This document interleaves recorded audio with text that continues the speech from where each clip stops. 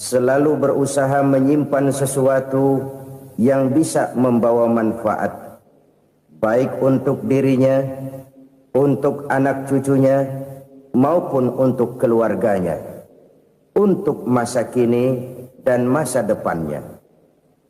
Kadang simpanan itu berbentuk uang, kadang berupa tanah, lain saat berbentuk pabrik, dan lain sebagainya.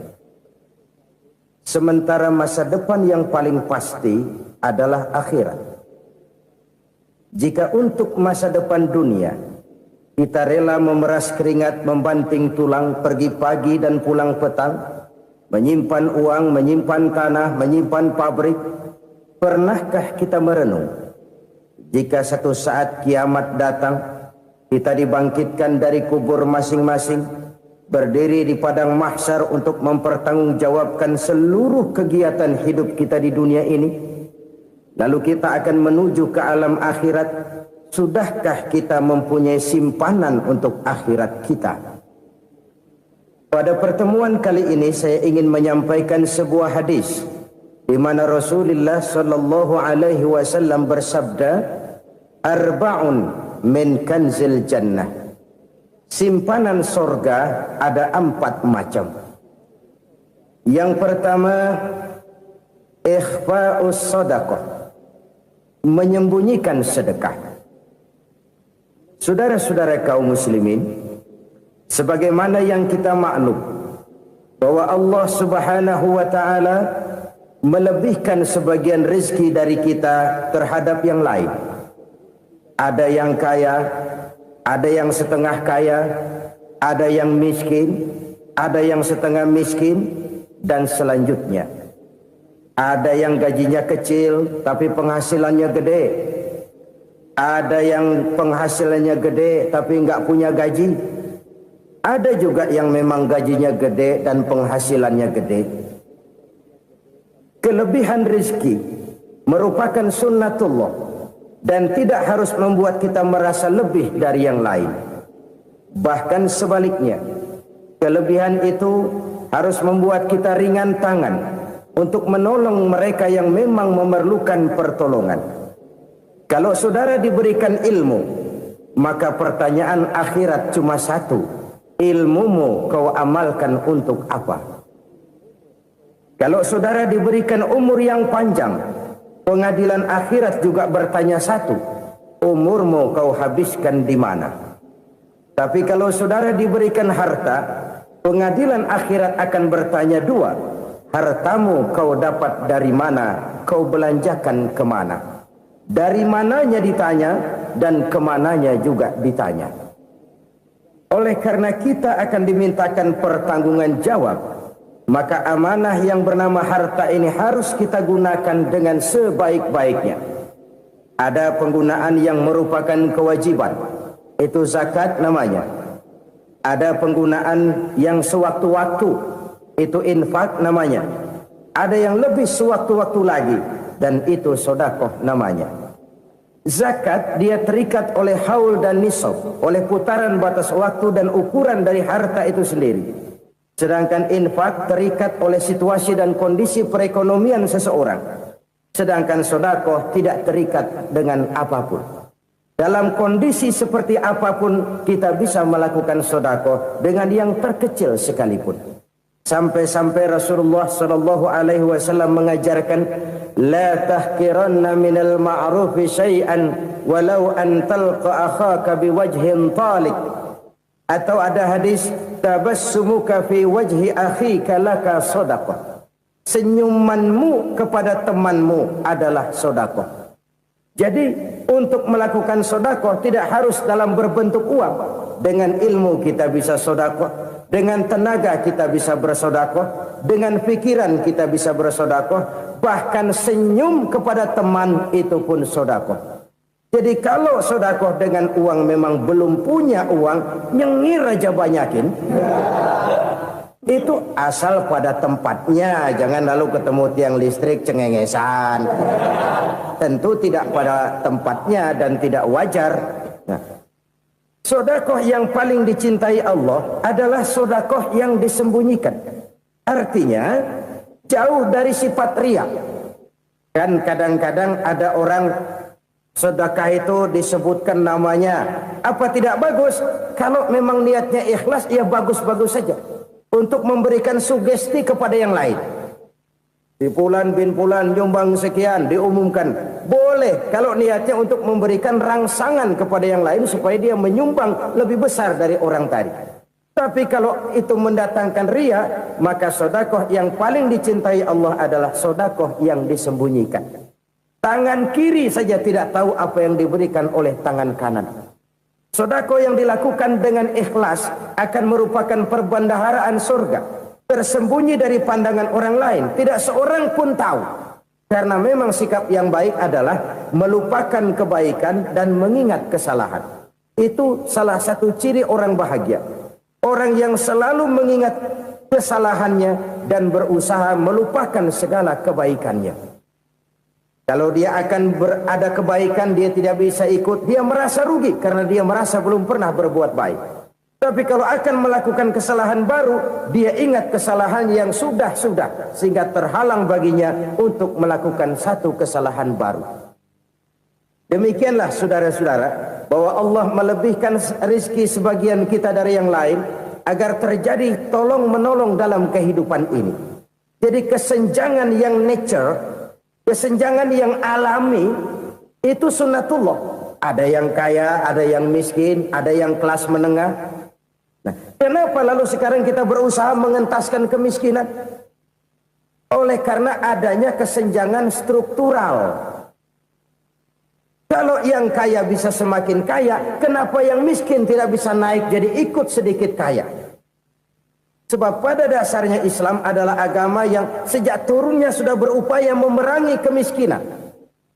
Bahkan dikatakan kemiskinan itu mendekatkan kepada kekufuran.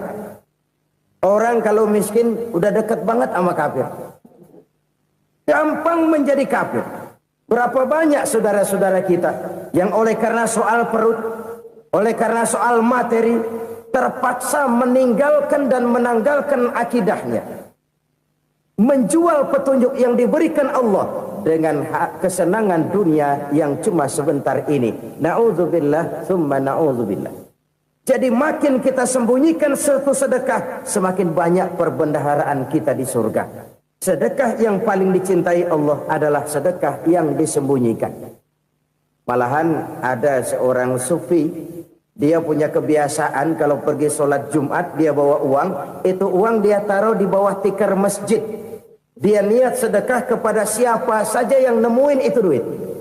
Maksudnya apa? Supaya yang nemuin nggak tahu siapa yang punya duit. Demikian dia saking ingin menyembunyikan sedekahnya. Karena sifat riya itu bisa memakan amal kita sendiri. Riya itu termasuk menyebut-nyebut kebaikan kita. Orang yang suka nepuk dada, sedikit-sedikit ngitungnya kalau nggak gua.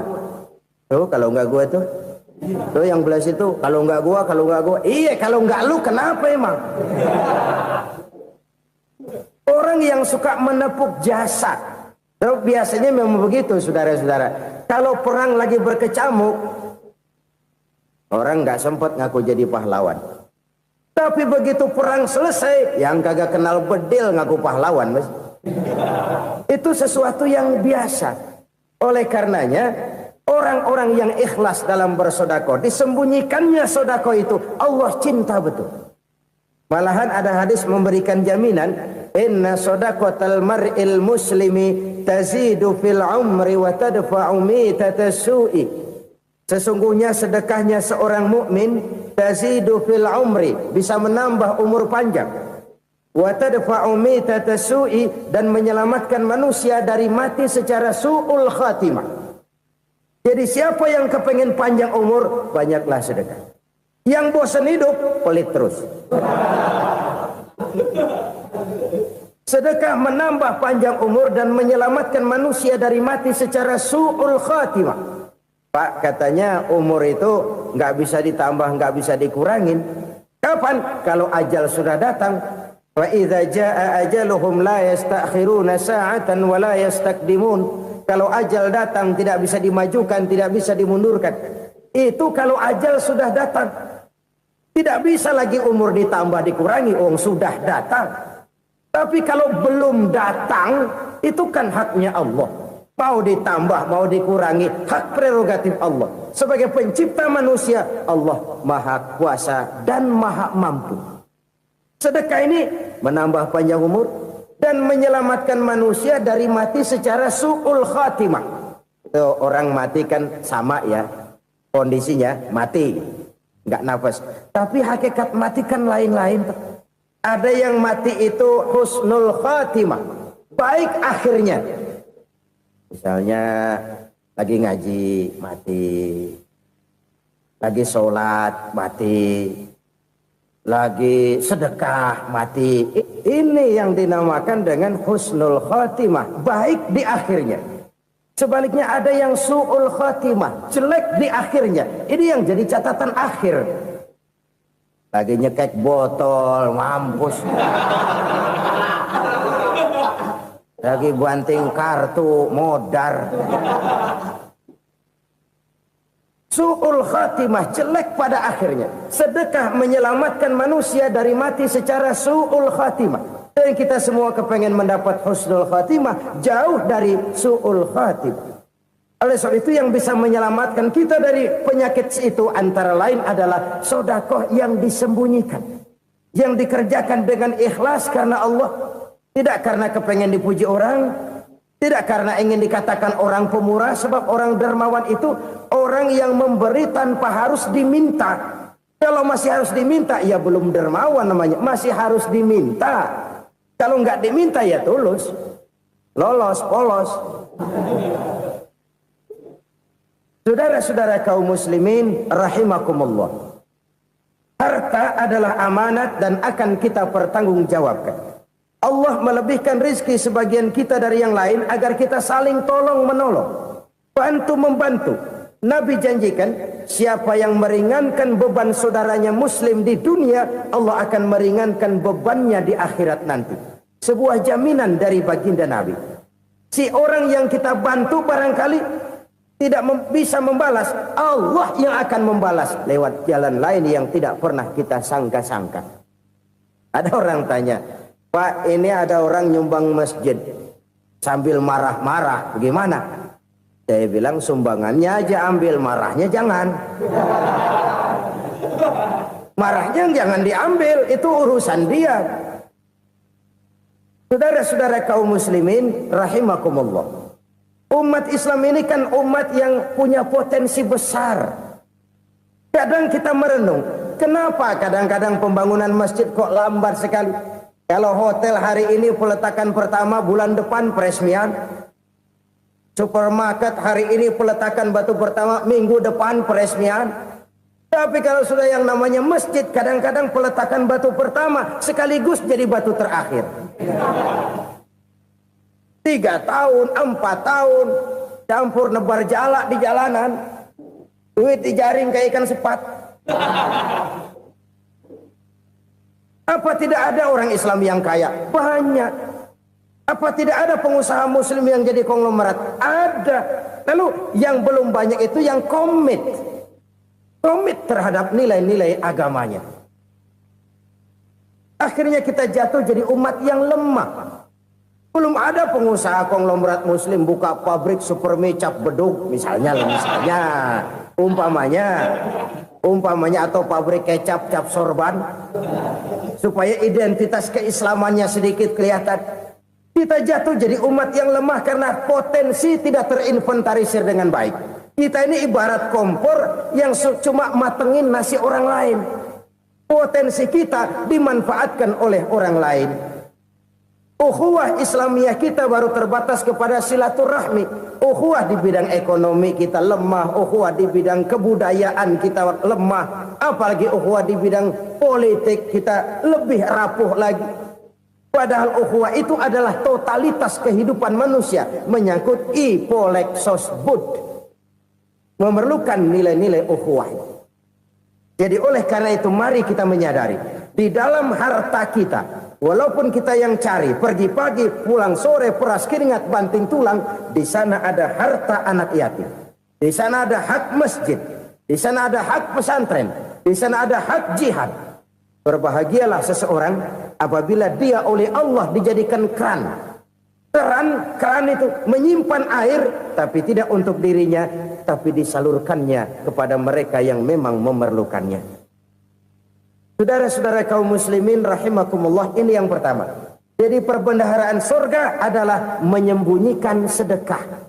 Orang lain nggak tahu, kita pun nggak pernah ngitung-ngitung. Kita anggap lewat begitu saja, padahal itu deposit akhirat. Satu. Yang kedua, perbendaharaan surga itu apa? Wa kitmanul musibah, menyembunyikan kesulitan. Kadang orang takut menghadapi kesulitan, tapi makin kita merenung, hidup ini kan sebenarnya urusan. Takut sama urusan, ya jangan hidup. Tandanya orang hidup itu kalau punya urusan. Urusan melupakan problem. Problem sering menimbulkan kesulitan. Kesulitan bukan untuk ditakuti, tapi untuk diatasi dan dicarikan jalan keluarnya. Siapa sih orangnya yang nggak pernah sulit-sulit? Makin tinggi status sosialnya, makin gede urusannya. Makin tinggi kualitas imannya, makin berat tingkat kesulitannya. Cuma memang yang namanya enak itu seperti pelangi. Biang lala itu nggak pernah di atas kepala kita, di atas kepala orang melulu. Lo sih enak lo, kata kita. Dia juga bilang yang enak kan lo. Pelangi itu nggak pernah di atas kepala kita. Kata tukang beca, aduh enak ya naik Mercy. Kata tukang beca, apa yang di dalam mobil Mercy? Aduh enak bener tukang beca, di jok ngeringkuk ngorok pulas bener. Saya kamar pakai AC sejuk, tempat tidur sutra empuk, alga spring bed, kulak kulik nggak bisa pulas kalau belum minum Valium, belum tidur. Enak bener tukang beca, di jok ngorok nggak tahu wetan kulon.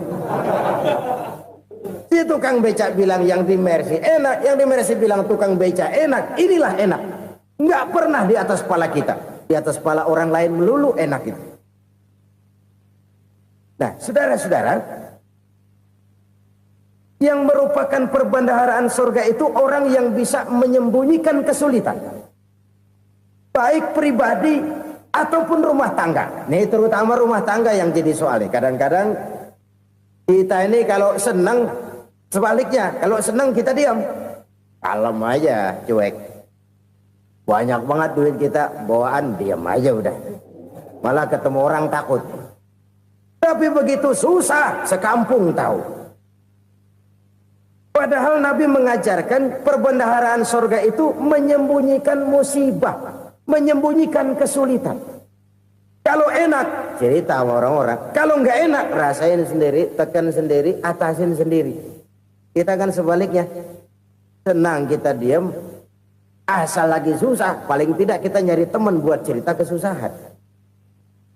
Siapa orangnya yang nggak pernah susah? Cuma soalnya bagaimana kita mengatasi kesusahan itu sendiri.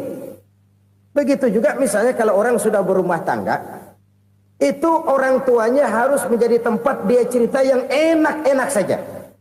Yang nggak enak rasain berdua, selesaikan berdua, atasin berdua. Jangan dibalik. Asal senang diam, giliran susah saja. Maknya laporan. Terbalik. Bisa menjaga security informasi. Makan sama bayam, keluar diem, malah seluitan. Enak amat lo makan daging ayam. Security informasi. Saudara-saudara kaum muslimin rahimakumullah, ujian yang terberat itu yang pernah diberikan kepada para nabi, para rasul, para aulia, para ulama. Makin tinggi keimanan, makin berat bentuk kesulitan. Ayo saya kemukakan satu contoh saja. Ada seorang nabi yang kaya, nabi kaya, namanya Nabi Ayub. Iblis kalau orang begini kan keki, ibadahnya rajin, kaya. Yang kayak begini susah digodain. Kalau ibadahnya rajin, miskin, kali bisa disogok. Sini imannya mantap, ibadahnya rajin, kaya, nabi lagi. Oh, tapi namanya iblis nggak kurang akal. laporan. Tuhan, kenapa Les? Ya ini bahasa saya, bahasa Qur'annya sih nggak gitu. Itu hambamu yang namanya Ayub, dia rajin ibadah cuma karena dikasih kaya aja. Coba kasih miskin dia, berhenti dia sembahyang. Ah, kamu bisa aja. Saya tahu Ayub itu hambaku yang ikhlas. Saya buktiin Tuhan, silahkan. Dibuktiin lah, iblis turun ke alam ini. Yang mula-mula dia lakukan, dia rusak sawah ladang Nabi Ayub. Dia binasakan binatang ternak Nabi Ayub. Sehingga dalam waktu singkat, jatuhlah Nabi Ayub dari orang paling kaya jadi orang paling miskin. Beliau masih ibadah di mihrab dalam masjid. Datang iblis. Saudara Ayub, ya, lagi ngapain? Ibadah. Nyembah Allah, nyembah Allah. Oh, percuma. Kenapa? Tuhan yang ente sembah nih, dia udah bikin miskin ente. Sawah ladang ente hancur lebur, binatang ternak binasa. Sekarang ente jadi orang paling miskin. Ngapain nyembah Tuhan kayak begitu? Tekor. Udah berhenti dah ibadah, berhenti ibadah. Ini iblis sama Tuhan laporannya lain, yang dikerjakan kepada Nabi Ayub juga lain. Benar begitu iblis, kata Nabi Ayub. Iya, sawah ladang saya habis, buras. Binatang ternak saya binasa, binasa. Saya miskin, bangpak. Apa jawab Nabi Ayub? Bukan innalillahi, ya, ini hebat. Alhamdulillahillazi a'tani wa akhza minni.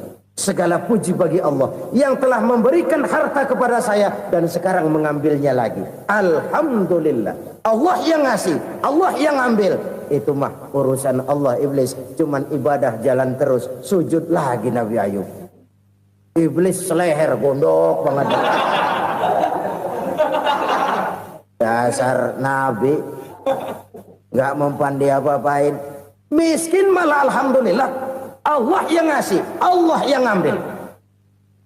Jadi kalau kita tidak komit, kita tidak terikat kepada kaya, miskin, senang, susah, apa yang bisa bikin kita susah? Jadikan kekayaan, kemiskinan, jadikan senang, susah sebagai anak buah yang bisa kita atur. Jangan kekayaan ngatur kita, jangan kemiskinan ngatur kita. Kita yang harus mengatur mereka. Senang, susah, kaya, miskin, bahagia, sengsara, jadikan itu anak buah yang bisa kita atur. Kalau sekarang kita kaya, lain saat boleh jadi kita miskin, semiskin-miskinnya. Allah yang ngasih, Allah yang ambil. Tenaga mana yang bisa menghalangi? Ibadah jalan terus. Iblis makin gondok. Dasar Nabi loh. Akhirnya apa? Nabi Ayub dikerjain, diberikan penyakit. Demikian fatal penyakitnya. Bayangin, udah miskin sakit. Masya Allah. Miskin sakit. Sakitnya nggak lama, kira-kira 16 tahun.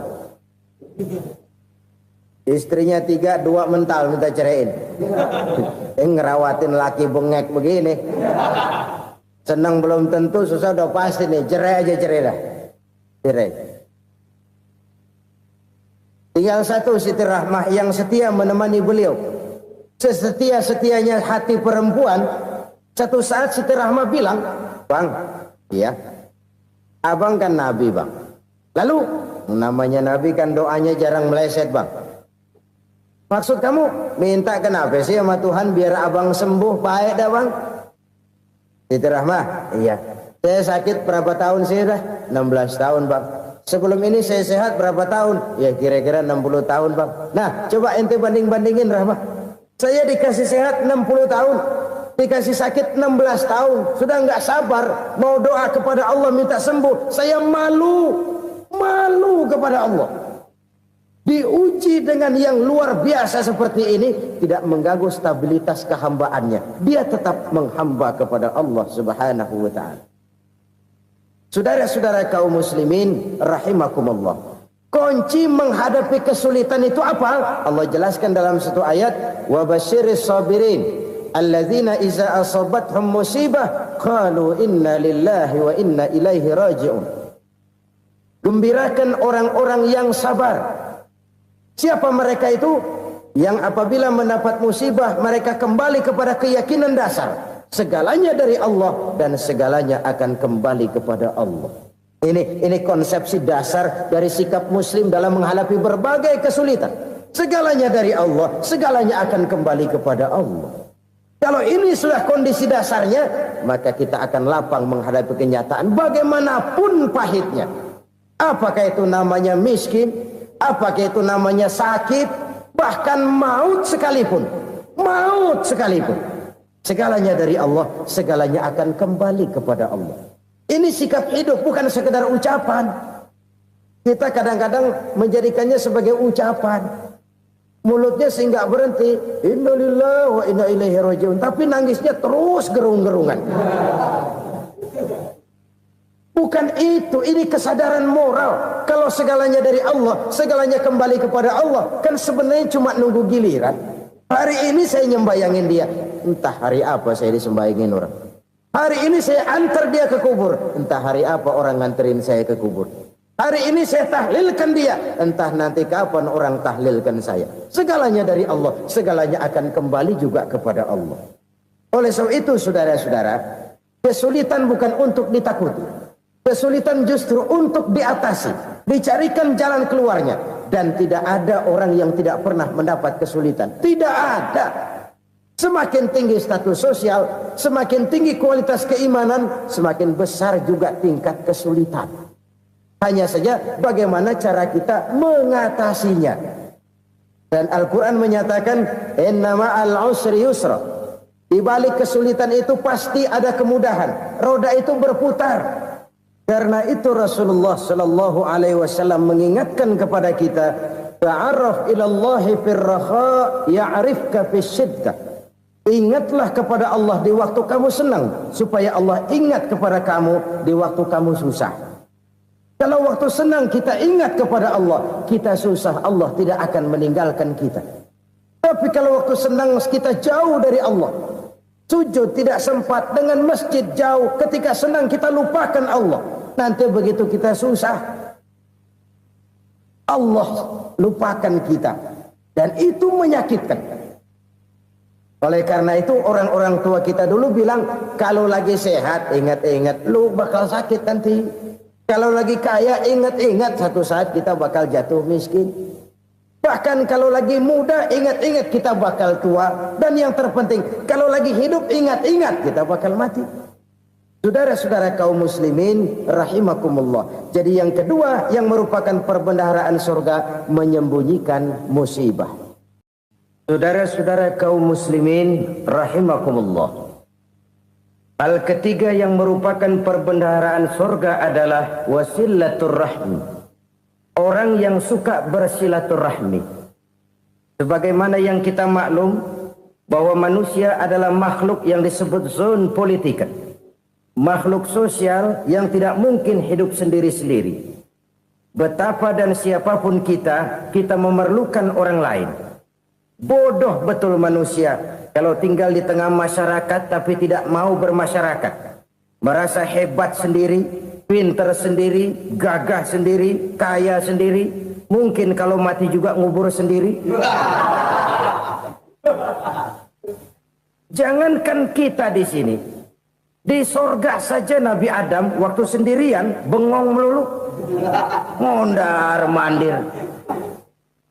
Allah tegur dam sepi dam.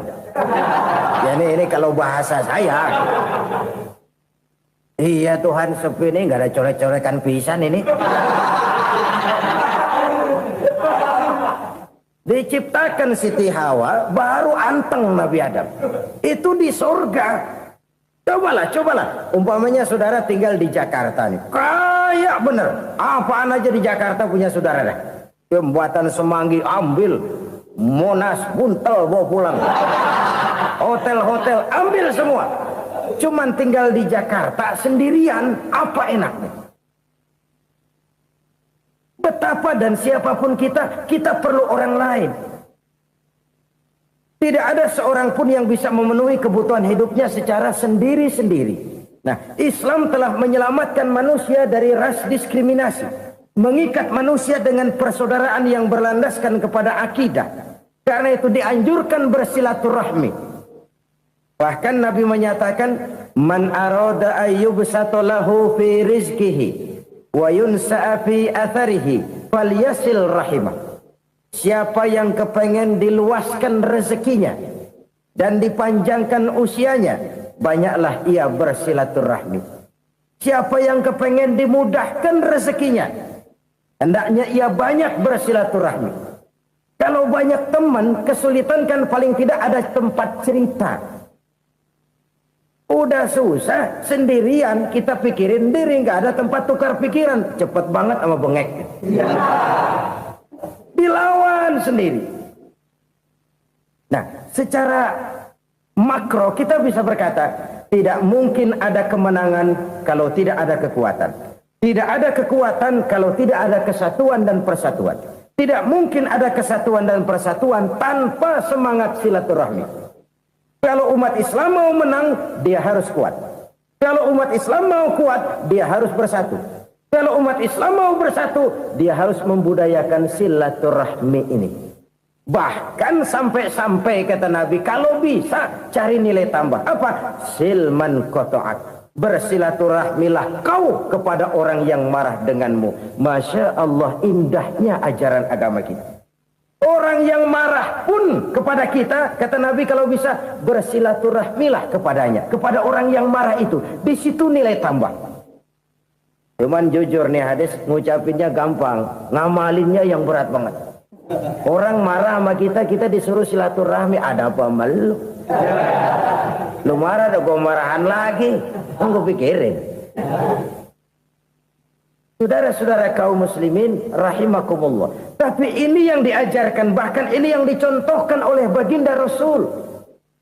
Bagaimana begitu mudah, misalnya satu saat Abu Jahal ini ngatur strategi bagaimana bikin Muhammad celaka. Dia gali lubang di depan tempat tidurnya. Dia tutupin daun korma. Terus dia panggil seseorang, ke sini. Kasih tahu Muhammad, pamannya sakit keras, minta ditengokin. Berangkat orang ini ke sana. Muhammad, labbaik. Pamanmu sakit keras, dia minta ditengokin. Baik, saya akan datang menjenguk beliau. Berangkatlah Nabi ke rumah Abu Jahal tanpa prasangka apapun.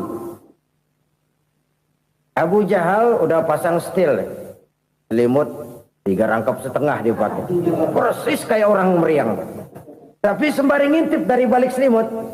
Begitu Muhammad buka pintu, nah masuk perangkap nih. Muhammad jalan menuju tempat pembaringan. Makin lama makin dekat, makin lama makin dekat, makin dekat ke lubang yang dipasang oleh Abu Jahal itu. Dalam hati Abu Jahal, terus dah jatuh, mampus dah lo ini. Mampus lo hari ini nih. Apa yang terjadi? Malaikat Jibril datang. Muhammad, pamanmu cuma pura-pura sakit. Di depan tempat tidurnya ada lubang perangkap supaya kamu jatuh ke situ. Sudah, kamu pulang. Balik kanan Nabi. Sudah hampir jatuh ke lubang, balik kanan, pulang. Bayangin kecewanya Abu Jahal. Muhammad dikit lagi, Muhammad dikit lagi. Enggak paman, saya pulang aja. Emosi bangun dari tempat tidur, enggak sadar kalau lagi pura-pura sakit. Lompat ngejar Nabi, dia lupa dengan lubang yang dia gali. Serak, nyemplung sendiri ke dalam lubang.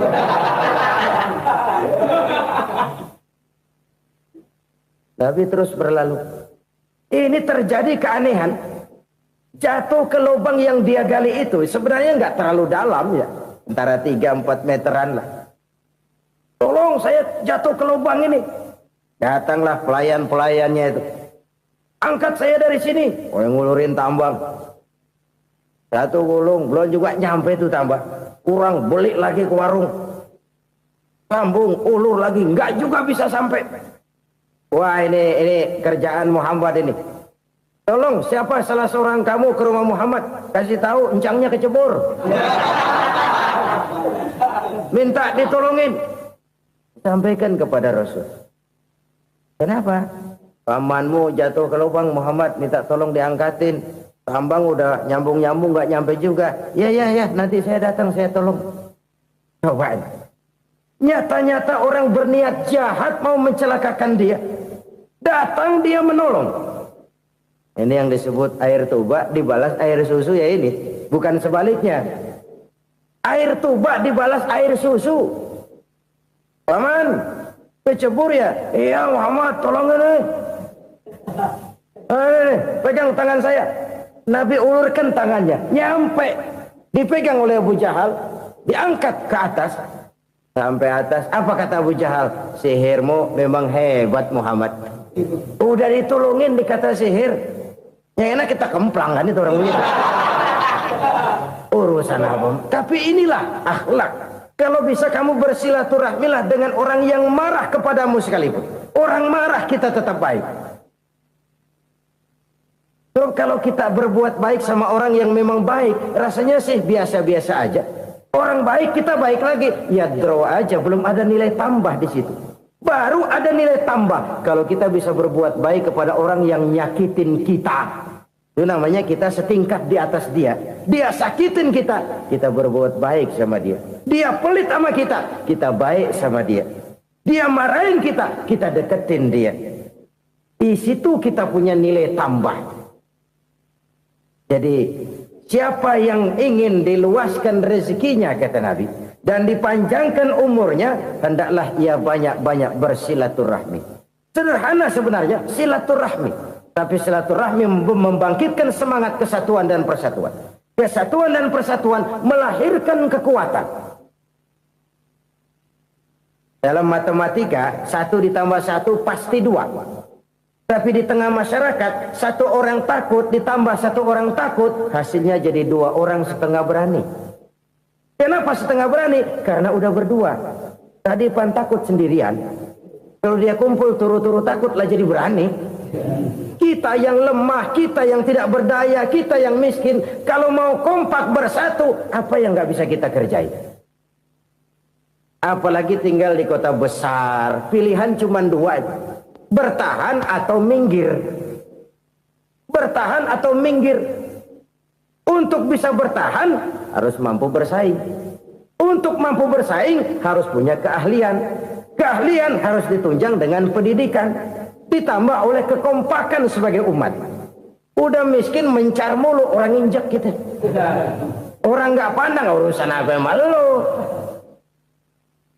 Oleh karena itu silaturahmi pada hakikatnya merupakan roh dari ukhuwah yang diajarkan oleh agama kita.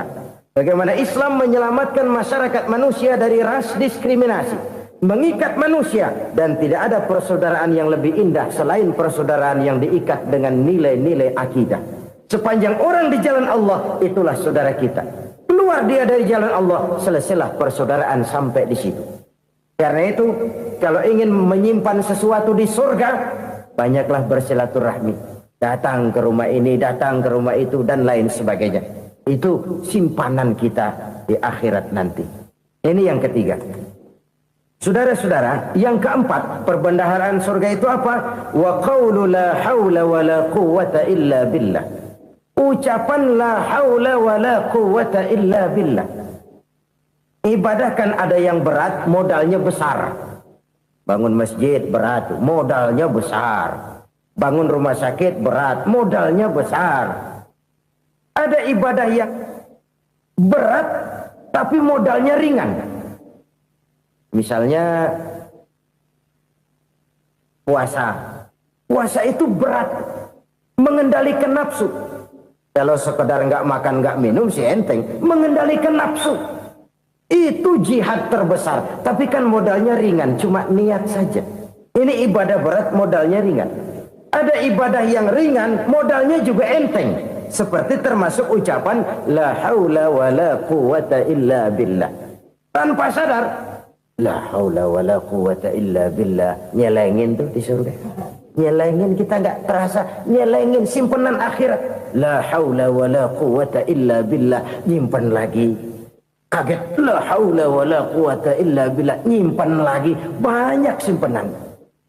Walaupun sebenarnya yang dimaksud di sini adalah kesadaran batin bahwa tidak ada daya dan kekuatan kecuali Allah.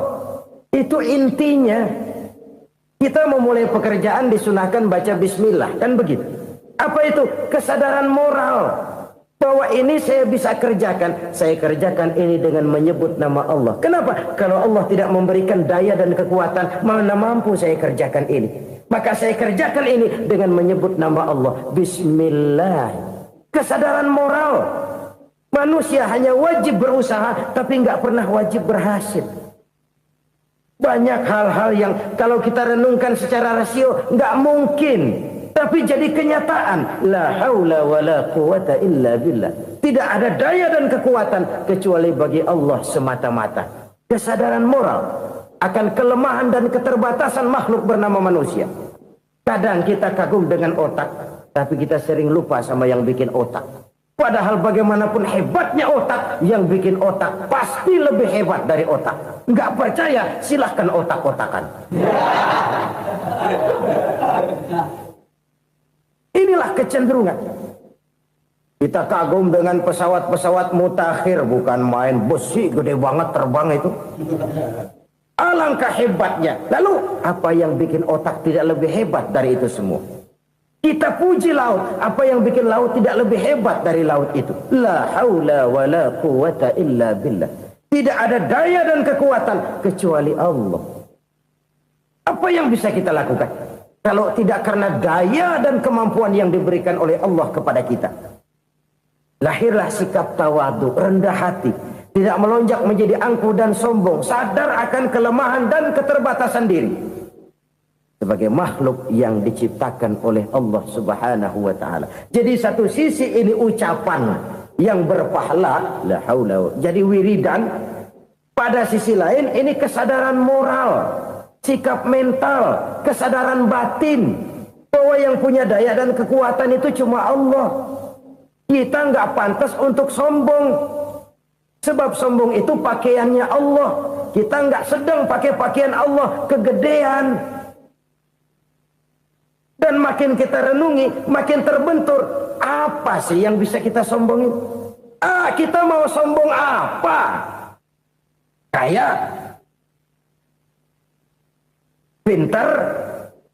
Itu kan semua relatif. Di atas langit masih ada langit lagi. Jadi oleh karenanya, marilah kita menyadari. Manusia hanya wajib berusaha, tapi tidak pernah wajib berhasil. Yang berusaha saja tidak wajib berhasil, apalagi yang tidak berusaha. Islam bukan agama orang pemalas yang selesai sholat lalu ngelohom, nggelenggem ayem-ayem. Tapi Islam bukan agama orang sombong yang setelah berusaha lalu tidak memerlukan Allah. Kita bisa saja bikin proyeksi, tahun sekian kita bakal panen besar menurut perhitungan otak. Tapi ada kejadian lain. Apa? Tikus ngambek. Habis itu dimakanin tikus, panen gagal. Proyeksi rasional gagal oleh tikus-tikus yang ngambek itu. Bisa saja terjadi. Tahun depan kita panen besar, urung. Kenapa? Musim panas panjang. Dan sekarang ini koran-koran bikin berita musim mengalami penyelewengan. Bukan cuma manusia yang nyeleweng sekarang. Musim pakai nyeleweng. Mestinya kan musim hujan udah selesai. Masih hujan-hujan juga. Musim. Nah sekarang kita boleh bikin proyeksi. Kita bakal panen besar. Tahu-tahu musim panas panjang. Sawah retak, air kering. Cari teknokrat yang paling botak. Suruh pendekin tuh musim panas. La haula wa la quwata illa billah. Inilah kesadaran moral. Saudara, saya teringat satu saat ada seorang konglomerat. Umurnya ya kira-kira 70-an. Satu saat dia ditanya oleh wartawan, "Pak, umur Bapak berapa sih?" "Ya paling 10 tahun." 10 tahun? 10 tahun? Anak Bapak berapa orang? Satu saja? Satu. Harta Bapak berapa? Ya paling-paling bangsa 7 juta kali. 7 juta? Iya. Pak, kenapa Bapak bohongi saya? Bapak punya buku biografi. Koran-koran, majalah-majalah banyak memuat cerita riwayat hidup Bapak. Saya tahu umur Bapak 70. Kenapa bilang cuma 7 tahun?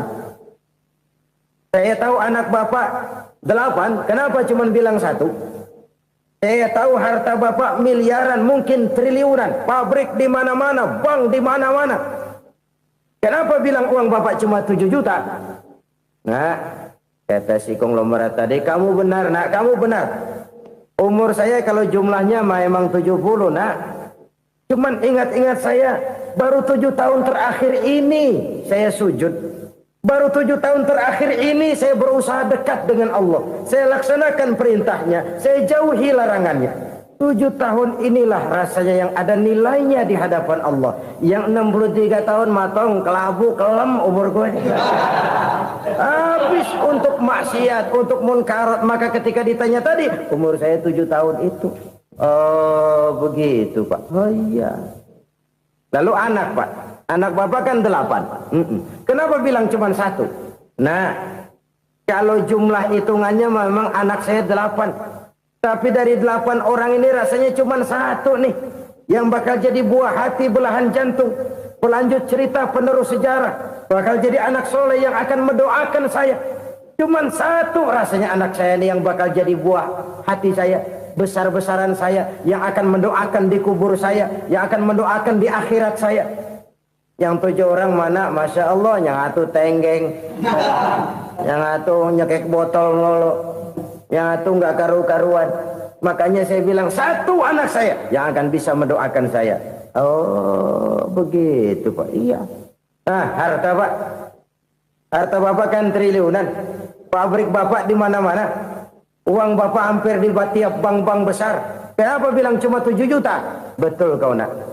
Harta saya kalau jumlahnya memang miliaran, triliunan mungkin. Tapi yang saya ingat baru 7 juta tuh yang saya belanjakan di jalan Allah. Saya nyumbang masjid, saya santuni yatim piatu, saya bantu pembangunan pesantren, saya bantu pembangunan rumah sakit Islam. Itu yang akan saya bawa pulang ke akhirat, yang 7 juta itu. Yang triliunan itu nanti akan diperebutkan oleh anak-anak saya sebagai waris saya. Jadi harta saya 7 juta itu yang bakal nemenin saya di akhirat. Yang akan saya bawa pulang jadi teman saya. Saudara-saudara kaum muslimin, jangan-jangan orang tua itu adalah kita-kita ini. Jangan-jangan kita-kita ini adalah orang tua itu. Jangan-jangan itu potret dari diri kita masing-masing. Dari sekian umur yang diberikan Allah, berapa tahun yang ada nilainya di hadapan Allah? Dari sekian anak-anak yang merupakan amanah, berapa yang akan mendoakan kita sebagai orang tuanya menjadi anak soleh? Dari sekian banyak harta yang diberikan Allah, berapa yang akan kita bawa pulang menghadapnya nanti, yang kita belanjakan di jalan Allah? Ini sebuah potret kehidupan. Karena itu kita kembali kepada la haula wa la quwwata illa billah. Kita wajib berusaha, kita wajib berikhtiar. Selebihnya, segala daya dan kekuatan hanya milik Allah saja semata-mata. Satu kesadaran batin dari setiap pribadi muslim. Setelah ia berusaha dan berikhtiar, ia menyerahkannya kepada Allah Subhanahu wa ta'ala. Jadi, satu sisi ini merupakan wiridan ucapan yang mengandung pahala. Pada sisi lain, ini merupakan sikap batin dari seorang muslim di dalam ia menghadapi realitas kehidupan ini. Saudara-saudara kaum muslimin, rahimakumullah. Kalau ini kita jadikan satu basis kehidupan, maka ini akan menyelamatkan manusia dari kemungkinan tergelincir menjadi orang yang lupa diri dan lupa darat. Sebab itu Imamul Ghazali berpesan, jadidis safinah fa innal bahra amiq wa khuziz zad fa inna safara ba'id wa khaffifil hamla fa innal hamla sadid. Perbarui selalu kapalmu karena lautan sangat dalam. Bawa bekal yang banyak karena perjalanan ini sangat jauh. Ringankan beban karena kebanyakan beban akan menyakitkan. Alangkah indah kalimat ini, alangkah dalam makna yang terkandung di sana. Perbarui selalu kapalmu karena lautan sangat dalam. Apa artinya ini? Jaga mentalmu baik-baik. Pelihara imanmu baik-baik karena hidup penuh cobaan seperti lautan. Kita kalau berlayar di lautan kan kadang-kadang tenang, angin bertiup sepoi-sepoi basah. Jika malam datang bintang gemintang bertabur menghias cakrawala. Rembulan memantulkan sinarnya dengan indah. Dalam keadaan begitu berlayar enak. Tapi lain saat ombak menggunung, halilintar menyambar, angin topan bertiup. Berapa banyak sudah saudara-saudara kita yang tenggelam di lautan dunia tanpa sadar bahwa dia belum sampai kepada pantai yang akan dituju. Berapa banyak sudah saudara-saudara kita yang tenggelam di lautan dunia ini tanpa sempat bangkit lagi. Dia menyangka sudah sampai kepada tujuannya. Hati-hati kapal jangan sampai bocor karena lautan sangat dalam. Iman ini jaga baik-baik karena hidup penuh dengan ujian. Wa khuzizat fa inna safara ba'id. Bawa bekal yang banyak karena perjalanan sangat jauh. Saudara mau ke Bandung, bawa duit. Saudara mau ke Surabaya, banyakan lagi duitnya. Saudara mau ke Mekah, gepokan, iketan tuh duit nggak lembaran lagi. Makin jauh perjalanan, makin banyak bekal yang harus kita bawa.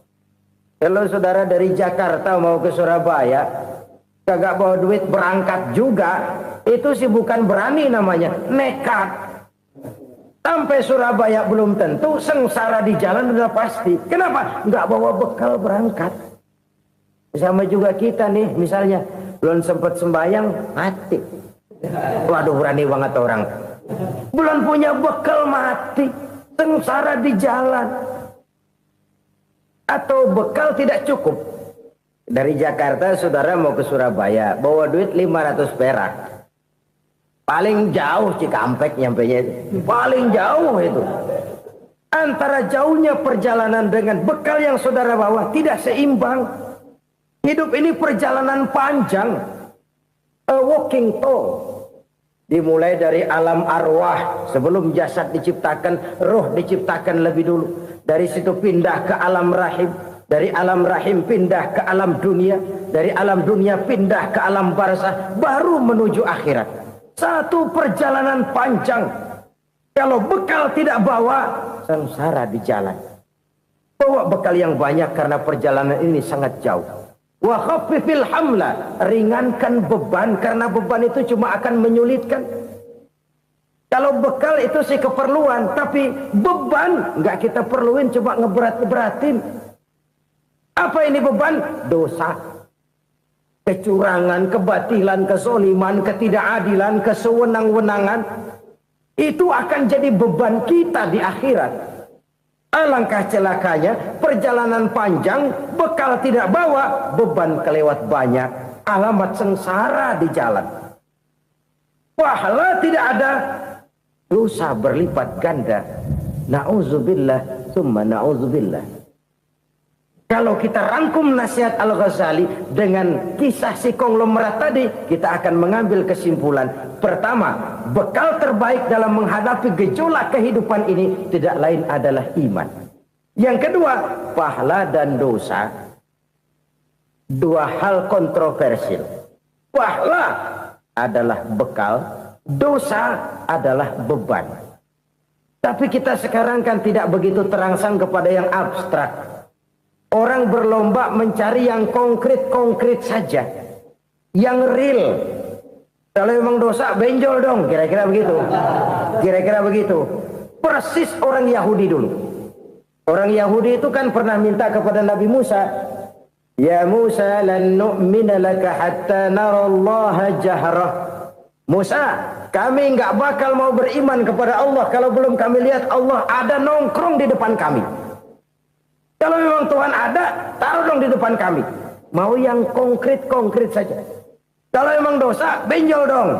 Kalau memang pahala, berasa dong. Orang terangsang kepada yang real, yang konkret-konkret saja. Karena itu, untuk mengejar dosa, orang mau bayar. Tapi untuk mengejar pahala, walaupun tidak bayar, orang segan. Ini yang dikatakan oleh Nabi, kamu mengharapkan ke surga, tapi kamu berat melaksanakan sesuatu yang bisa membawa kamu ke surga. Kamu ingin jauh dari neraka, tapi tiap saat kamu lakukan perbuatan-perbuatan yang justru menjerumuskan kamu ke neraka. Idda'aitum an-najata minan nar wa ramaitum fiha anfusakum. Kamu ingin selamat dari neraka, tapi kamu lemparkan diri kamu ke neraka. Kamu ingin masuk surga, tapi berat sekali kamu melakukan perbuatan-perbuatan yang bisa menyampaikan kamu di surga. Saudara-saudara kaum muslimin rahimakumullah. Jadi hal keempat yang merupakan perbendaharaan surga adalah la haula wa la quwwata illa billah. Satu sisi ini merupakan ucapan yang memperberat timbangan akhirat. Pada sisi lain ini merupakan sikap hidup seorang muslim. Kesadaran batin yang sangat dalam bahwa tidak ada daya dan kekuatan kecuali Allah. Dan itu kita simbolkan pada saat memulai pekerjaan dengan bismillah, dengan menyebut nama Allah. Satu kesadaran moral, saya hanya bisa melakukan ini karena diberikan daya dan kekuatan oleh Allah. Lahirlah sikap tawadu, rendah hati, tidak melonjak menjadi angkuh dan sombong. Saudara-saudara, sampai sini dulu jumpa kita kali ini. Semoga 4 perbendaharaan surga ini dapat kita lakukan, yang kelak akan merupakan bekal kita di kemudian hari nanti. Amin ya rabbal alamin. Bapak-bapak, ibu-ibu, saudara-saudara kaum muslimin rahimakumullah. Di dalam kehidupan kita sebagai seorang muslim, minimal 5 kali dalam sehari semalam kita mendengar seruan untuk mendirikan solat yang disebut azan. Ada kalimat menarik di dalam kalimat azan itu, yakni seruan hayya 'alal falah, marilah menuju kepada keberuntungan, marilah meraih kemenangan. Seruan ini adalah kecenderungan dari setiap manusia, apapun warna kulitnya. Artinya, setiap orang dalam hidup selalu ingin meraih dan mencari kemenangan. Kemenangan akan melahirkan kepuasan batin, dan kepuasan batin memberikan kebahagiaan. Sedangkan kekalahan melahirkan penderitaan batin, dan penderitaan batin menjerumuskan seseorang di dalam berbagai bentuk kerugian. Jikalau inilah seruan azan, maka masalahnya ialah apa yang menyebabkan kita meraih kemenangan. Al-Quranul Karim memberikan tuntunan dan ajaran kepada kita bahwa orang-orang yang memperoleh kemenangan itu tidak lain adalah orang-orang yang bertakwa. Hanyalah mereka yang bertakwa kepada Allah Subhanahu wa ta'ala pada akhirnya akan tampil sebagai pemenang. Lalu siapa orang yang bertakwa itu? Dijelaskan dalam awal-awal Al-Baqarah, orang yang bertakwa yang akan meraih kemenangan. Pertama, allazina yu'minuna bil ghaib, yaitu orang-orang yang beriman kepada yang gaib. Percaya bahwa ada alam yang gaib, alam yang abstrak, alam yang tidak bisa dijangkau oleh salah satu daripada panca indera kita. Mereka percaya dan beriman kepada adanya malaikat, beriman kepada adanya iblis dan jin, beriman kepada adanya alam kubur, beriman kepada adanya alam mahsyar, beriman kepada adanya alam akhirat, beriman kepada adanya surga dan neraka. Beriman bukan cuma sekedar beriman dalam ucapan bibir saja, tetapi beriman yang nilai iman itu mampu mewarnai gerak dan gaya hidupnya. Iman yang meresap sampai ke tulang sumsum, kemudian memberikan dampak positif di dalam kehidupan manusia. Alam, kita tahu, adalah sesuatu yang selain Allah, dan Allah bukanlah alam. Apapun namanya selain daripada Allah, itu adalah alam. Alam pada hakikatnya terbagi menjadi 2. Ada alam syahadah, alam nyata, alam konkret, alam yang bisa dijangkau oleh salah satu indera kita. Kemudian ada alam ghaib, alam yang tidak bisa dijangkau oleh panca indera kita, alam metafisika, alam abstrak, alam yang wajib kita imani keberadaannya. Kita percaya bahwa malaikat itu ada, Kita percaya kepada jin, bahwa jin itu ada. Kita percaya kepada adanya iblis dan setan. Bukan percaya kepada iblis dan setannya, percaya bahwa iblis dan setan itu ada. Itu termasuk salah satu daripada sifat orang yang bertakwa kepada Allah. Saudara-saudara kaum muslimin rahimakumullah, kecenderungan pembangunan yang lebih bersifat materialistis biasanya menggeser aspek kehidupan rohani. Orang berpikir empiri, dan dalam pola pikir yang demikian maka alam gaib tidak lagi mendapat perhatian. Aspek kehidupan yang bersifat rohaniah malah mulai ditinggalkan. Akibatnya terjadilah kepincangan di dalam kehidupan kita.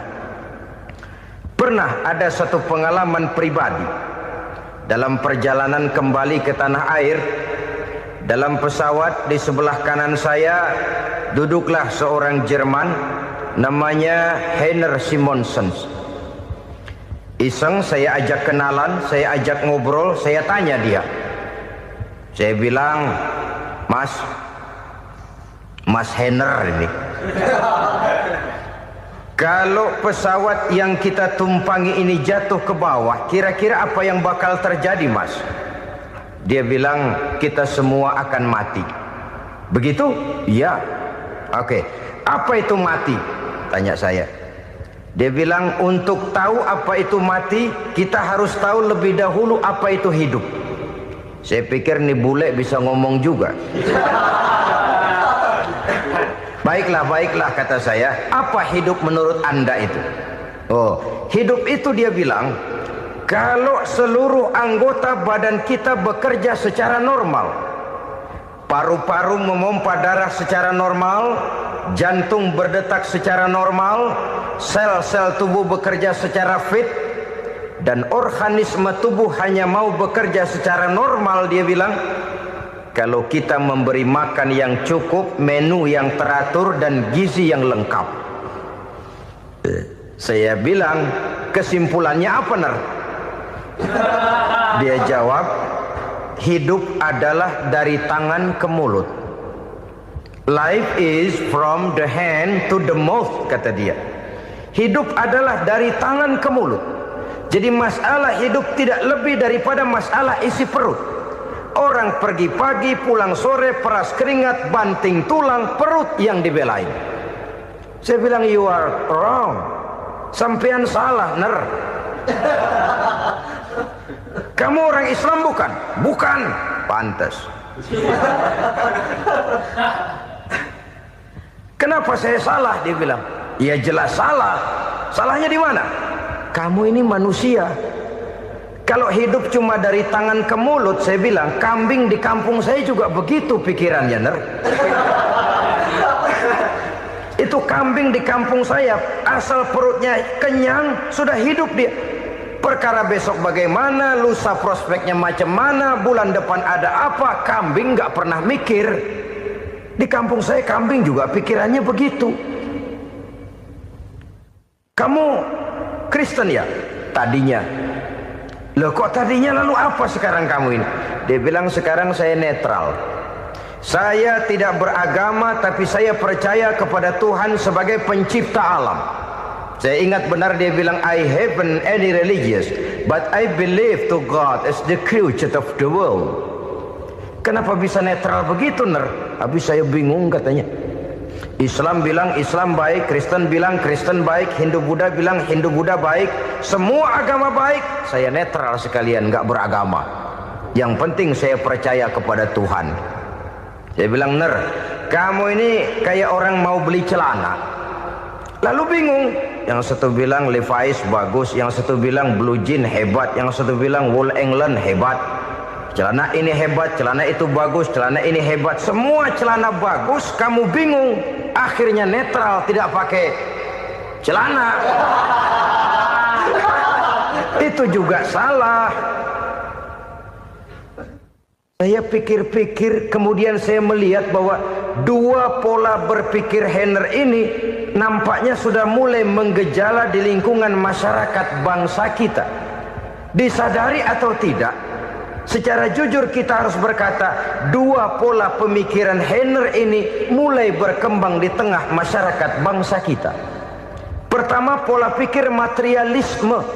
Hidup adalah dari tangan ke mulut. Masalah hidup tidak lebih masalah isi perut. Itu yang perlu dibela, dan disitulah arti kehidupan. Pergi pagi, pulang sore, peras keringat, banting tulang untuk mempertahankan perut. Kalau sudah kemari cara orang berpikir, maka buat apa percaya kepada yang gaib? Untuk apa sholat? Untuk apa puasa? Untuk apa zakat? Untuk apa menghadiri majelis taklim? Tanpa kepercayaan kepada yang gaib, hidup berjalan menurut alur empiris dan materialis. Kalau sudah ke sana cara orang berpikir, biasanya orang lalu cenderung menghalalkan segala cara. Hanyalah orang yang percaya bahwa akhirat ada. Hanyalah orang yang percaya bahwa alam kubur itu ada. Hanyalah orang yang percaya bahwa malaikat itu ada, hidupnya akan lebih terarah dan terkendali. Karena kepercayaan kepada yang gaib, yang merupakan fase daripada kehidupan setelah hidup yang sekarang ini, mewarnai gerak pribadi seseorang di dalam dia melakukan kegiatan hidupnya. Pola berpikir materialisme, disadari atau tidak, mulai menggejala di lingkungan masyarakat bangsa kita. Hidup tidak lebih dari urusan tangan ke mulut, mulut ke tangan, tangan ke mulut. Asal perut sudah kenyang, hiduplah sudah. Perkara bagaimana prospek hari yang akan datang, bagaimana akhirat, tidak jadi persoalan. Ini yang oleh Nabi diperingatkan, ad-dunya sijnul mu'min wa jannatul kafir. Dunia adalah penjara bagi orang beriman dan surga bagi orang kafir.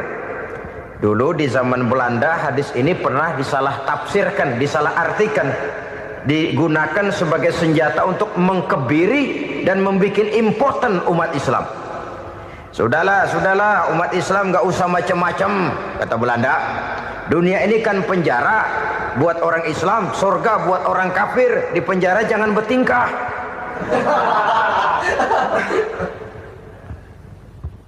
Pengertiannya tidak begitu. Dunia adalah penjara bagi orang mukmin. Artinya dalam kehidupan dunia seorang mukmin tidak bebas memperturutkan hawa nafsunya. Di penjara hawa nafsunya itu. Sebaliknya, surga bagi orang-orang kafir.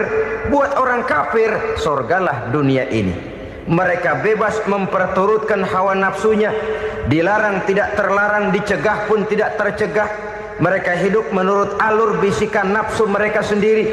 Kemudian bila ajal datang, maut merenggut nyawa, selesailah surganya sampai di situ. Maka bagi orang-orang yang tidak percaya kepada adanya akhirat, kepada adanya alam gaib, surganya sebatas umurnya. Sekali lagi, surganya sebatas umurnya. Bila umur selesai, ajal pun datang merenggut nyawa, selesailah sudah surganya sampai di situ. Alangkah pendeknya perjalanan orang-orang yang tidak percaya kepada alam gaib ini. Bagi kita mukmin, jikalau kita mampu memenjarakan hawa nafsu, kita bisa bahagia di dunia ini. Dan Islam memang tidak menyuruh kita sengsara di dunia. Raih dunia, kejar dunia, gapai dunia sebagai alat untuk mencapai kebahagiaan di akhirat nanti. Hidup adalah satu perjalanan panjang yang terbentang sejak kita terlahir dari alam rahim sampai kepada alam akhirat nanti. Andai kata kita gagal meraih kebahagiaan di dunia, toh kita masih punya akhirat. Tapi jangan jadi dalil yang melemahkan semangat. Biarin dah kita di dunia kebelangsak, yang penting akhirat. Akhirnya dunia benar-benar kebelangsak. Bagaimana dunia ini bisa kita raih, dan bagaimana meraih dunia untuk menunjang kepentingan akhirat nanti. Yang kedua, dari pikiran Heiner yang saya lihat menggejala di lingkungan masyarakat bangsa kita, timbulnya manusia-manusia netral. Seolah-olah Tuhan yes, agama no. Sama Tuhan percaya, agama ogah. Tuhan ngangguk, giliran agama godeng. Padahal hampir dalam setiap ayat dalam Quran, kata-kata amanu biasanya bergandeng dengan wa amilus shalihat. iman dan amal soleh. Ini sebagai isyarat Tuhan dan agama jangan pernah dipisah-pisah. Apabila kita bertuhan, maka kita harus beragama.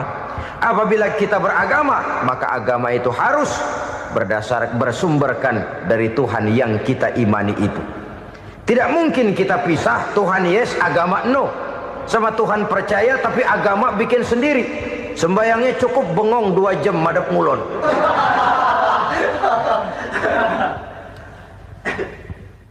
Saudara-saudara kaum muslimin rahimakumullah. Jadi dengan demikian, agama yang kita akui merupakan unsur mutlak di dalam pembangunan sekarang ini, merupakan bagian dari kehidupan yang menuntun kita bahwa di balik alam nyata ini, di balik alam syahadah ini ada alam gaib. Dan mudabbir, murabbi, yang mengatur, yang menguasai, yang memelihara baik dia alam nyata, baik dia alam gaib, tidak lain adalah Allah Subhanahu wa ta'ala. Di sana ada satu super power, satu maha kekuatan yang kita perlu bersandar kepadanya. Sebagai makhluk nyata yang hidup di alam nyata, berbuatlah secara nyata sebagaimana harusnya kita berbuat.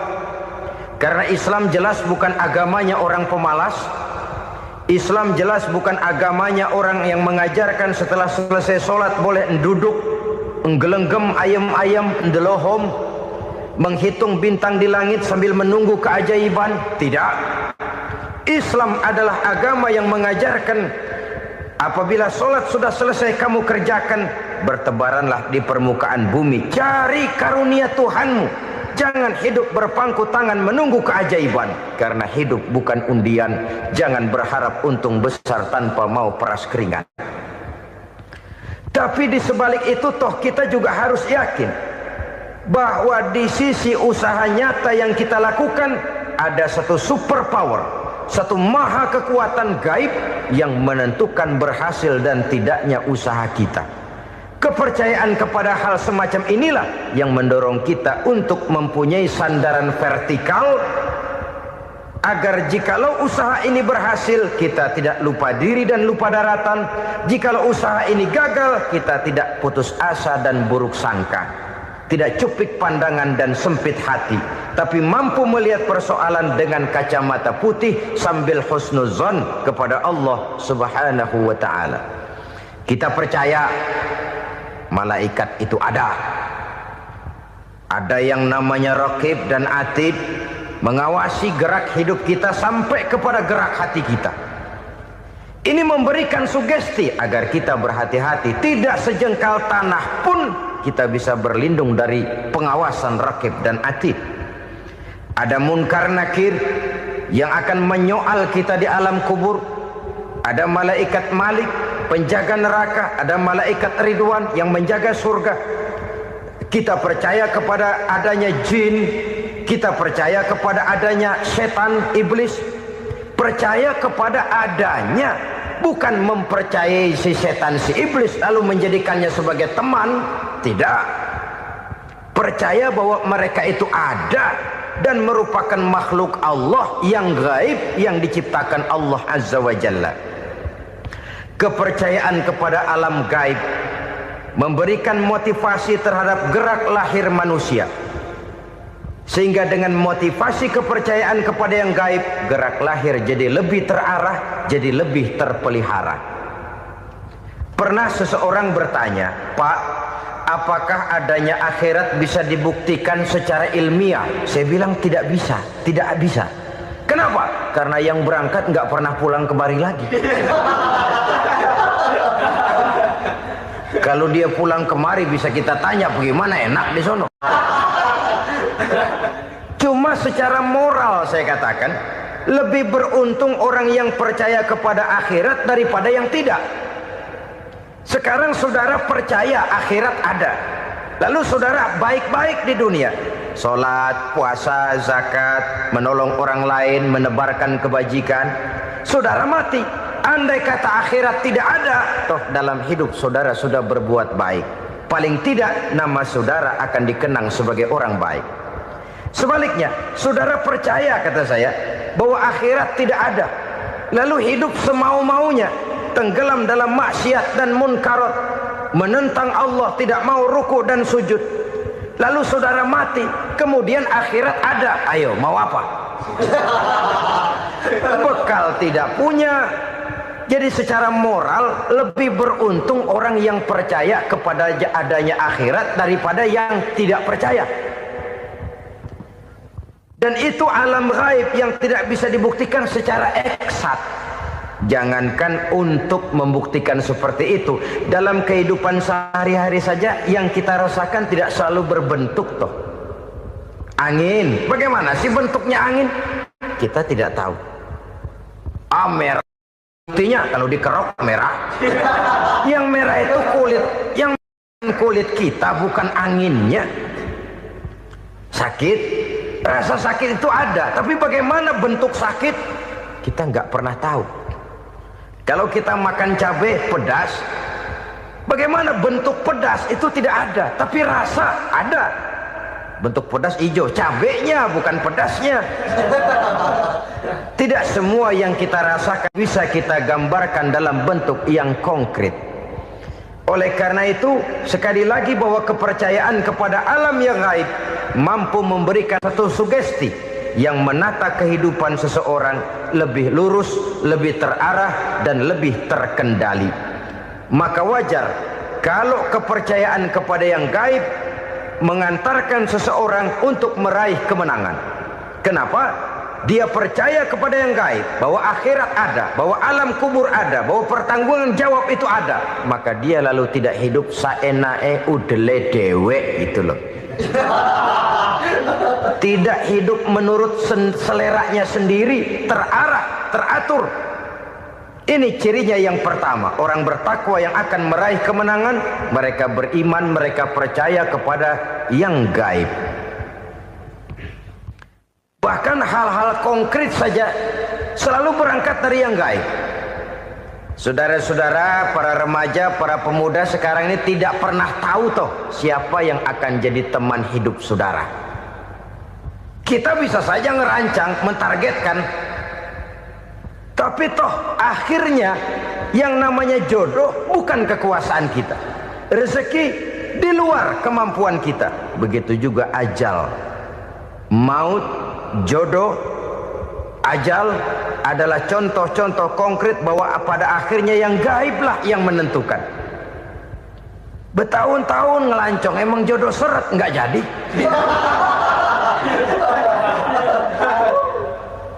Begitu kenal baru setengah malam nginep ditangkap hansip kan. Hal-hal semacam itu kadang-kadang kita berpikir suuzon, gile, perempuannya cakep banget, lakinya rebek amat. Memang begitulah jodohnya. Memang begitulah jodohnya. Saudara hadirin ma'asyiral muslimin yang saya hormati, jadi hal-hal yang konkret saja kita yakini sepenuhnya ditentukan oleh satu superpower yang gaib itu tadi. Dari sanalah segala ketentuan itu berangkat dan kesanalah segalanya akan kembali. Maka kepercayaan kepada yang gaib meluruskan gerak hidup seseorang dan itu akan mengantarkan dia kepada meraih kemenangan. Satu. Yang kedua, wa yuqimuna shalah. Orang bertakwa yang akan meraih kemenangan itu adalah orang-orang yang mendirikan sholat. Kenapa sholat mengantarkan orang untuk meraih kemenangan? Yang jelas, inna sholata tanha anil fahsya'i wal munkar. Sholat mampu mencegah manusia dari perbuatan keji dan munkar. Banyak filsafat hidup yang terkandung di dalam sholat ini. Sejak kita wudhu sampai kita menghadap ke arah kiblat, sampai kita melakukan gerak-gerak sholat, bacaan-bacaan yang ada di dalam sholat, lalu sampai kepada mengucapkan salam. Banyak filsafat hidup yang terkandung di dalam sholat. Umpamanya saja, setelah takbiratul ihram mulai kita dengan sholat dalam posisi berdiri, diajarkan dalam kitab-kitab fikih agar kita melihat ke arah tempat sujud. Ini kan filsafat kehidupan. Kalau kamu sholat dalam posisi berdiri, lihat tempat sujud. Jangan sholat mata jelalatan, sebab nanti bisa mengurangi kekhusyuan. Jadi wajar kalau yang dikatakan bahwa yang paling afdol adalah shaf yang di depan. Kenapa? Secara harfiah pengertiannya akan lebih mengundang kekhusyuan. Kenapa? Kalau kita di shaf paling depan di masjid umpamanya paling banter kita lihat tembok. Tapi kalau kita shaf di tengah atau di belakang, orang-orang di depan kita pun akan kelihatan. Yang bajunya loreng, yang bajunya genggang, yang bajunya macam-macam. Kita lihat, kadang-kadang kita pikirin, ada yang bajunya bolong. Kita sholat tapi dalam hati, nih orang bajunya robek yang nggak tahu apa. Ada saja hal-hal yang mengusik kekhusyuan kita. Oleh sebab itu diajarkan dalam posisi berdiri, lihat, arahkan pandangan matamu kepada tempat sujud. Ini kan filsafat kehidupan. Maksudnya apa? Kalau lagi diri lihat dong tempat sujud. Kalau udah di atas ingat dong sama yang bawah. Kalau sudah tinggi ingat dong dari mana kamu berangkat. Kalau sudah berkuasa bantu dong yang lemah. Kalau sudah kaya santuni dong yang miskin. Kalau sudah alim bimbing dong yang awam. Ini filsafat kehidupan. Dalam posisi berdiri kau lihat tempat sujud. Ini akan melahirkan kepekaan sosial di mana seseorang mau tahu kepada orang lainnya. Bagaimanapun kaya kita, tinggi pangkat dan jabatan kita, jikalau hidup hanya untuk kepentingan perut sendiri saja, rasanya belum membawa manfaat di dalam kehidupan kita. Tapi efek yang tertinggi sesungguhnya, sholat mencegah manusia dari perbuatan keji dan munkar. Perbuatan keji dan munkar walaupun kelihatannya mendatangkan uang, membawa keuntungan, tapi itu keuntungan semu, keuntungan sementara. Dengan menipu orang lain kita bisa dapat untung, tapi tidak membawa berkah. Dan itu adalah kerugian besar dalam kehidupan kita. Maka untuk meraih kemenangan harus dimulai dengan membentuk kepribadian yang tegar, memiliki sandaran vertikal yang langsung kepada Allah Subhanahu wa ta'ala. Dan itu hanya bisa kita tempuh melalui jalur ibadah formal yang sudah ditentukan Allah, yakni sholat yang 5 waktu. Untuk memperkuat itu ada sholat-sholat sunnah, rawatib, nawafil sebagai terminal-terminal kontrol cadangan untuk memelihara stabilitas temperatur batin di dalam kita berhubungan dengan zat yang maha gaib, yaitu Allah Subhanahu wa ta'ala. Orang sering bertanya, Pak, itu tetangga saya nggak sholat, duitnya nggak habis-habis, Pak.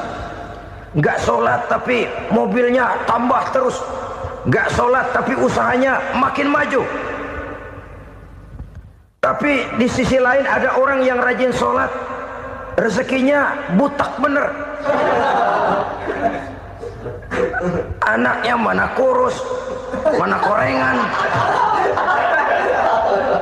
Saudara hadirin ma'asyiral muslimin rahimakumullah.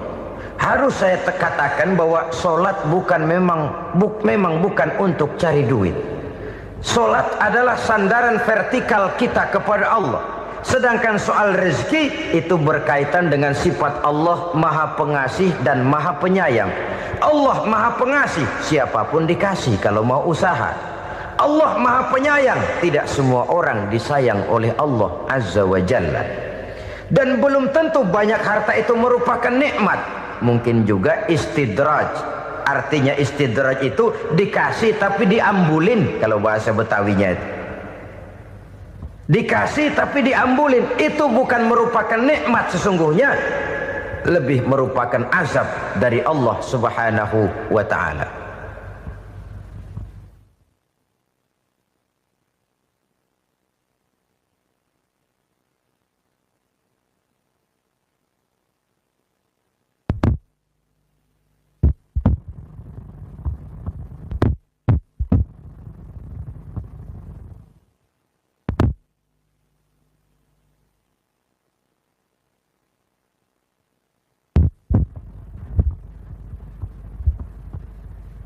Agama mempunyai sistem sholat, dan kita umat Islam telah dituntun oleh Allah Subhanahu wa ta'ala yang wajibnya 5 kali dalam sehari semalam mendirikan solat, dan itu tentu berada dalam jangkauan kemampuan manusia.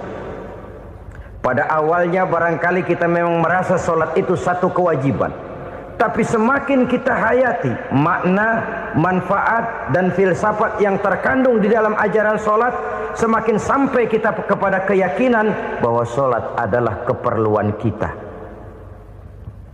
Sehingga pada waktu tertentu dinilai puncaknya, kita tidak lagi akan berkata saya wajib solat, tapi kita akan berkata saya perlu solat. Kalau kita sudah merasakan itu adalah keperluan kita, nah di sanalah kita baru akan merasakan ruginya kalau hal itu tidak kita laksanakan. Sepanjang kita masih berkata saya wajib sholat, kita akan lebih merasakan dia sebagai beban ketimbang sebagai keperluan. Yang jelas Allah tidak memerlukan ibadah yang kita laksanakan ini. Dengan kata lain, andai kata satu dunia penuh ini orang tidak ada yang sholat satu pun, Allah tidak akan turun dari jabatan Tuhan. Jangan lalu berpikir kalau kita ngambek se-RW kagak sembahyang Tuhan tekor kali ini ya. Tentu tidak. Itu perlunya kita, bukan perlunya Allah. Dan pada induknya kita akan berkata saya perlu agama. Kalau secara induk kita sudah memerlukan agama, maka konsep-konsep yang ada di dalam ajaran agama itu pun adalah juga merupakan keperluan kita. Baik dia bernama sholat, baik dia bernama puasa, baik dia bernama zakat, baik dia bernama haji, seluruhnya adalah keperluan kita. Dan sesuatu yang kita perlukan apabila tidak kita laksanakan akan melahirkan kerugian.